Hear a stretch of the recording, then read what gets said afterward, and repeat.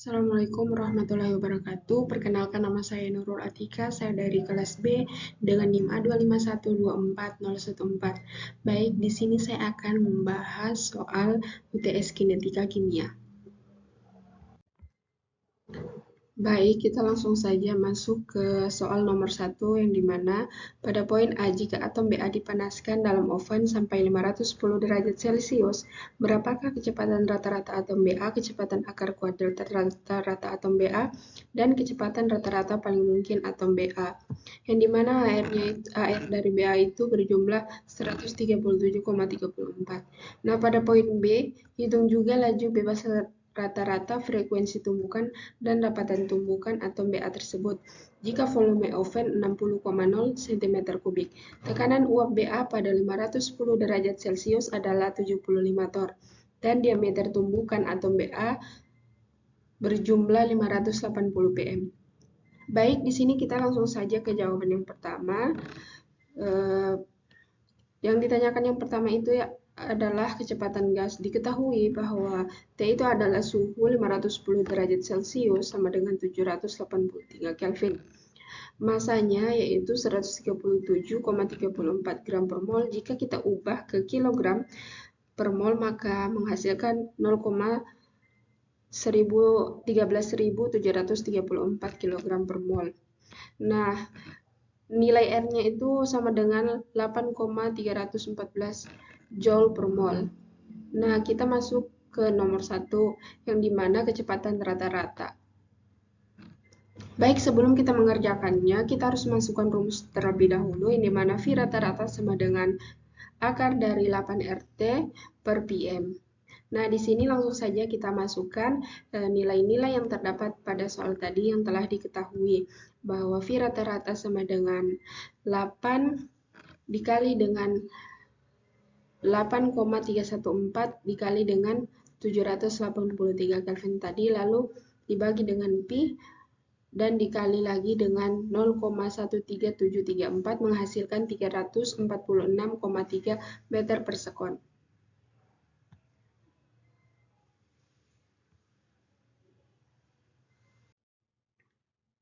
Selanjutnya kita masuk pada pertanyaan yang kedua, yaitu kecepatan RMS, yang dimana VRMS sama dengan akar dari 3T per M. Langsung saja kita masukkan nilainya. VRMS sama dengan akar dari 3 kali 8,314 kali dengan 783, lalu kita bahagi dengan nilai 0,13734 menghasilkan 374,8 meter per sekon. Nah, pada pertanyaan yang ketiga yaitu kecepatan paling mungkin. Langsung saja kita masukkan rumusnya, yaitu Vp sama dengan akar dari 2 RT per M. Vp sama dengan akar dari 2 kali 8,314, kita kalikan lagi dengan 783, lalu kita bahagi dengan 0,13734 menghasilkan 306,1 meter per sekon. Nah, kita langsung saja masuk ke soal yang bagian B, yaitu tumbukan gas, yang dimana telah diketahui bahwa P sama dengan 75 torr, D sama dengan 580 pm. Jika kita ubah menjadi 5,8 kali 10 pangkat min 10 M. Dan nilai K berjumlah 1,38 kali 10 pangkat min 23 Joule per Kelvin. Lintasan bebas rata-rata, yang dimana bebas rata-rata sama dengan KT per akar dari 2pi D pangkat 2P. Laju bebas rata-rata sama dengan 1,38 kali 10 pangkat min 23, lalu kita kalikan dengan 783. Lalu kita bahagi dengan akar dari 2pi, lalu kita kalikan dengan 5,8 kali 10 pangkat min 10 kuadrat, lalu kita kalikan dengan 1999 menghasilkan 7,23 kali 10 pangkat min 7 M. Selanjutnya pada nomor 2 yaitu frekuensi tumbukan, yang dimana langsung saja kita masukkan angkanya. Sebelumnya kita masukkan dulu rumusnya. Z sama dengan V rata-rata dibagi dengan Laju bebas rata-rata sama dengan 346,3 lalu dibagi dengan 7,23 kali 10 pangkat min 7 menghasilkan 4,79 kali 10 8 sekon pangkat min 1. Nah, yang ketiga itu adalah rapatan tumbukan yang dimana jumlah partikel N sama dengan Pi dibagi dengan KT menghasilkan 1999, kita bahagi lagi dengan 1,38 kali 10 pangkat min 23, lalu kita kalikan 783 menghasilkan 9,25 kali 10 pangkat 23 meter min 3. Nah, selanjutnya itu adalah Z sama dengan 1/2 NZ, yang dimana Z sama dengan 1/2 kita kalikan dengan 9 kali 25 kali 10 pangkat 23, lalu kita kalikan lagi dengan 4,79 kali 10 pangkat 8 sama dengan, maka jumlahnya yaitu 2,22 kali 10 pangkat 32 tumbukan per M.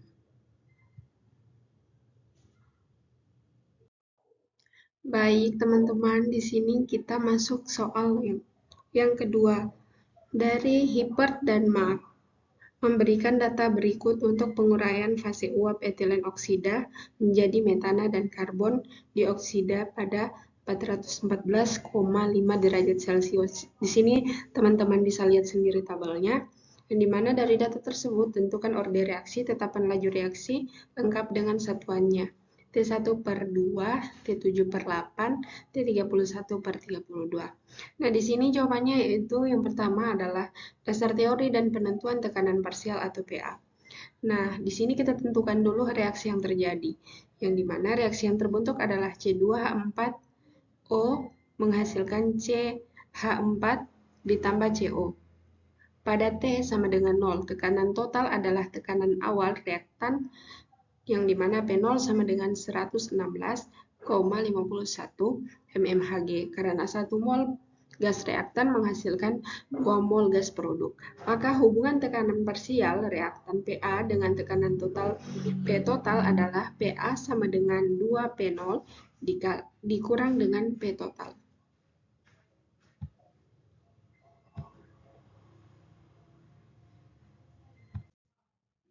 Berikut adalah data tekanan parsial PA, yang dimana T sama dengan 0, PA sama dengan 116,51. T sama dengan 5, PA-nya sama dengan 2 dikali dengan 116,51 dikurang dengan 122,56 menghasilkan 110,46. Pada T7, PA-nya itu menghasilkan 2 kali 116 kali 51 dikurang dengan 125,72, maka menghasilkan nilai 107,30. Pada T9, PA-nya yaitu 2 kali 116 kali 51 dikurang dengan 128,74 sama menghasilkan 104,28. Pada T12, PA-nya 2 kali 116,51 jika dikurang dengan 133,23 menghasilkan 99,79. Nah, pada T18, PA-nya itu 2 dikali 116,51 jika dikurang dengan 141,37 maka menghasilkan 91,65. Baik, di sini kita langsung saja substitusi terlebih dahulu dari 0, di mana rumusnya itu yaitu K sama dengan P0 dikurang PA bagi dengan T, dengan satuannya itu mmHg per menit. Nah, T5 nilai K-nya itu sama dengan 1,210. T7 nilai K-nya itu 116,51 dikurang dengan 107,30. Lalu kita bahagi dengan 7 menghasilkan nilai 1,316. Di sini teman-teman bisa lihat, saya langsung saja bacakan hasilnya, di mana T9 juga menghasilkan nilai 1,359, T12 menghasilkan nilai K-nya yaitu 1,393, dan T18 menghasilkan nilai 1,381. Nah, selanjutnya itu kita harus substitusikan terlebih dahulu orde satunya. Dengan rumus K sama dengan ln PO dibagi dengan per PA, lalu dibagi dengan T, maka satuannya itu adalah menit pangkat min 1. Yang dimana T5 ln 116,51 per 110,46 kita bagi dengan 5 maka menghasilkan 0,0106. Baik, selanjutnya itu sama rumusnya seperti T5, di mana T7 itu menghasilkan nilai 0,0117. T9 itu menghasilkan 0,0123. T12 menghasilkan nilainya 0,0129 dan T18 menghasilkan nilai 0,0133. Nah, selanjutnya itu yaitu perhitungan waktu paruh dan fraksi, di mana T1 per 2, T7 per 8, T31 per 32. Rumus waktu untuk orde 1 yaitu T sama dengan ln dikali dengan konsentrasi awal per konsentrasi sisa bagi dengan K. Nah, waktu paruhnya yaitu T1 per 2 sisa 1/2 bagian, yang dimana T1 per 2 sama dengan ln 2 per K, maka kita masukkan angkanya terlebih dahulu 0,6931 dibagi dengan 0,01216 menghasilkan nilai 57,00 menit. Nah, waktu T7 per 8 telah bereaksi 7 per 8, maka sisanya yaitu 1/8 bagian. Yang dimana T7 per 8 menghasilkan ln K dibagi dengan K menghasilkan nilai 171,00 menit. Nah, waktu T31 per 32 telah bereaksi dengan 31 per 32, maka sisanya 1 1/32 bagian. Nah, T31 per 32 sama dengan ln 32 dibagi dengan K. Nah, maka hasilnya itu mencapai 285,00 menit. Baik, di sini langsung saja kita bacakan pada soal nomor 3 yang dimana oksidasi fotokimia dari fosgen telah dipelajari oleh GK Rowlefson dan Montgomery pada tahun 1932 dengan reaksi keseluruhan adalah 2COCl2 ditambah O2 menghasilkan reaksi bolak-balik yaitu 2CO2 ditambah 2Cl2. Jika mekanisme dari reaksi itu seperti di bawah ini, tentukan zat antara dan tentukan persamaan laju pembentukan gas karbon dioksida. Baik, di sini kita langsung jawab saja pada pertanyaan nomor 3, penentuan zat antara intermediat. Zat antara adalah spesies yang dihasilkan pada satu tahap reaksi dan dikonsumsi pada tahap berikutnya, sehingga tidak muncul dalam persamaan reaksi keseluruhan. Dan di mana reaksinya tadi telah saya bacakan pada soal. Nah, berdasarkan mekanisme tersebut, zat antaranya bisa kita ketahui. Yang pertama yaitu COCl terbentuk di tahap 1 dan habis dikonsumsi di tahap 2. Nah, yang kedua itu ClO terbentuk di tahap 2 dan habis dikonsumsi di tahap 3. Cl atau fluorin radikal terbentuk di tahap 1 dan 3 dalam mekanisme rantai fotokimia. Atom radikal ini dianggap sebagai pembawa rantai yang merupakan bagian dari intermediat reaksi. Untuk COCl, D konsentrasi COCl dibagi per dt sama dengan K1, 1A konsentrasi CL2 dikurang dengan K2, konsentrasi COCl, lalu dikalikan dengan konsentrasi O2 menghasilkan 0, di mana K1 dan 1A adalah laju inisiasi fotokimia, maka K2 konsentrasinya COCl dan O2 menghasilkan K1, 1A konsentrasi COCl2. Untuk ClO, D konsentrasi ClO per dt sama dengan K2 konsentrasi COCl O2 dikurang dengan K3 konsentrasi COCl2. Konsentrasi ClO menghasilkan juga nilai O, nilai 0, maka K3 konsentrasi COCl2 ClO menghasilkan K2 konsentrasi COCl O2. Selanjutnya kita substitusi ke persamaan utama. Karena K3 konsentrasi COCl2 dan ClO menghasilkan K2 konsentrasi COCl O2 dan K2 COCl2 konsentrasi O2 menghasilkan K1 1A konsentrasi COCl2, maka D konsentrasi CO2 per dt menghasilkan K1 1A konsentrasi COCl2 ditambah dengan K1 1AC konsentrasi COCl2, di mana D tadi konsentrasi CO2 per dt menghasilkan 2K1 1A konsentrasi COCl2, yang dimana laju pembentukan CO2 berbanding lurus dengan intensitas cahaya yang diserap 1A dan konsentrasi fosgen. Angka 2 menunjukkan bahwa setiap satu foton yang memulai reaksi menghasilkan 2 molekul CO2. Baik, di sini kita masuk pada soal yang keempat atau yang terakhir. Nah, soalnya itu bila suatu reaksi berorde 1 mempunyai energi pengaktifan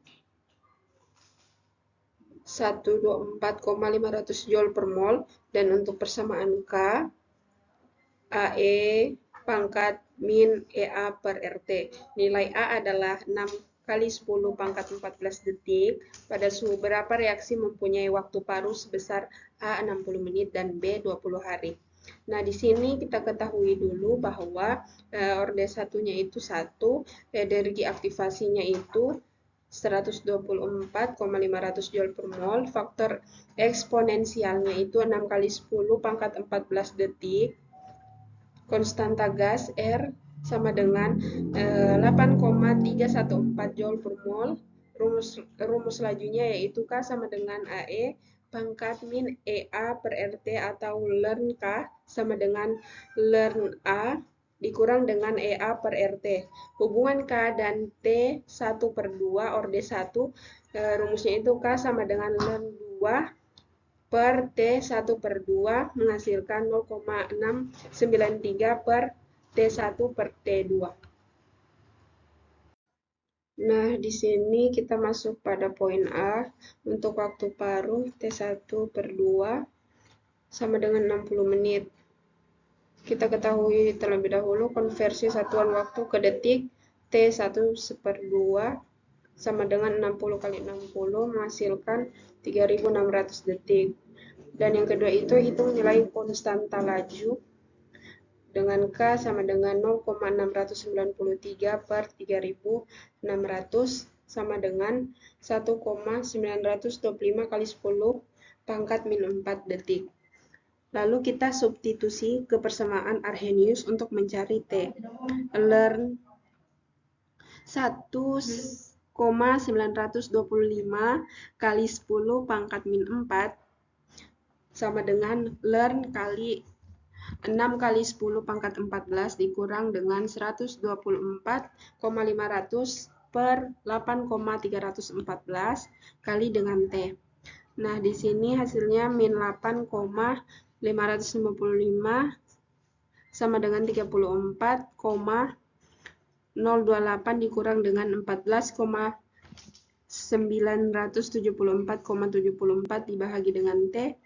Maka kita pindah ruaskan menjadi 14,974,74 per T menghasilkan 34,028 ditambah dengan 8,555. Lalu hasil akhirnya T yaitu 14 tadi 14,974,74 kita bahagikan jumlah T-nya tadi yaitu 42,583 menghasilkan nilai akhir sebesar 351,66 K atau Kelvin.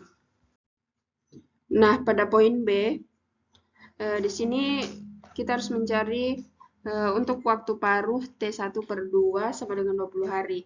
Yang dimana pertama itu kita konversi satuan waktu ke detik. T1/2 sama dengan 20 kali 24 kali 3600 menghasilkan nilai 1728 detik.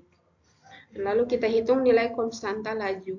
Yang dimana K sama dengan 0,693, kita bahagikan dengan 1,728, menghasilkan nilai 4,0,1 kali 10 pangkat min 7 detik. Nah, jika kita substitusi kebersamaan Arrhenius untuk mencari T, sama seperti tadi, ln 4,0,1 dikali dengan 10 pangkat min 7, menghasilkan ln 6 kali 10 pangkat 14 dikurang dengan 124,500, lalu kita bahagi dengan 8,314 kali T. Nah, di sini teman-teman bisa lihat caranya sama seperti pada poin A tadi. Sini saya bacakan langsung ke jumlahnya saja atau hasil akhirnya. Yang dimana T-nya itu menghasilkan 14,974,74 dibahagi dengan 48,757, maka hasil akhirnya itu mencapai 307,13 Kelvin. Baik, sekian video saya pada presentasi untuk soal UTS. Mohon maaf bila ada salah kata. Saya akhiri. Wassalamualaikum warahmatullahi wabarakatuh.